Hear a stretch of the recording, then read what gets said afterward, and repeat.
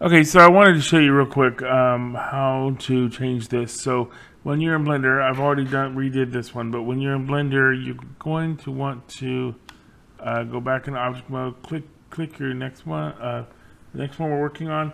We're not going to worry about this grease pencil here, that's what it's called, or the SVG hole that you've pre-made when you were using your laser cutter. We're going to care more about this, it looks like the place where you hook the rubber bands. So first thing we're going to need to do is go to edit mode. Oh, nope, sorry. Object mode. And we're going to go to object, and we're going to go down to convert. Go to convert. Go to, you want to convert to a mesh. Okay. What that does is it creates vertices. So now I can go to edit mode. I can click on vertices and see how it's turned all those vertices. Now if I hold down, and I don't know how to do keystrokes on videos, but if I hold down Alt and then I click again, it's going to highlight all the vertices. Then I just turn on the keyboard and need to hit the F. It looks like it covered up our hole, but we're going to fix that in just a second. So I've now created a face. Once I do that, very simply, I'm going to go back into edit mode, make sure I still have this selected. Then I'm gonna go back into object mode, and then I'm gonna go back to edit mode. I'm going to find out which curve that circle is. So it's curve 7. I'm gonna keep that there. I'm gonna go ahead and hold down Control. It tells you to do this. I don't know that you have to. I think I did it a couple times without having to do that.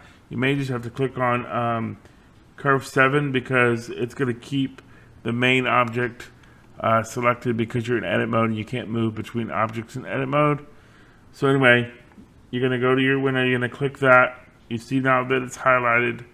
Then you're going to go to Mesh, and you're going to go down to Knife Project. Once you do that, you'll notice it just cut a hole. Now, what I like to do, because I don't like this to be all messy, I'm going to go ahead and push X, click Delete Faces. I've just made my hole. But you notice that I'm done with this now. I don't really need the grease pencil anymore that it created, so I'm going to hit X while my mouse is in here. So when your mouse is in here, you can edit within this window using the hotkeys. Anywhere your mouse is, that's where the hotkeys are going to be effective. So I hit X in this window, and it deletes something out of this window. If I would have hit X in the main screen, it would have used delete in the main screen. So it really matters where your mouse is sitting when you're running this program. So I've got my hole. I'm ready. So now I need to get my width set. So I'm going to go ahead and click on faces. Now that I have faces, that's this box here.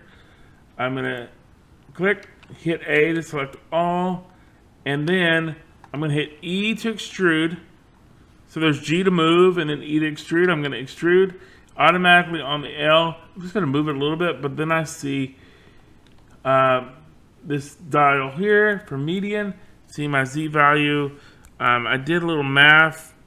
If you would hold on just 1 second, I'm going to pause and get the value we need. Okay, so we're looking for 3.175. 3.175. So we're going to go 3. Oh, gotta be in here. 3.175. That's a conversion to 1/8 of an inch. Gonna hit enter. I now have my thickness. So that's how we create a hole. Real simple when we have a flat 2D image that we're starting out with. There's other ways to do it when you have a 3D image, and that's a boolean, but this is the easiest way to do it on your SVGs. I hope this video helped you, Thomas, but if you need help, go ahead and let me know, and I will continue to help you figure Blender out. But yeah, I've been using it for a while. It does get me stumped. Let me know if it's helped or if you have any other questions. Sorry.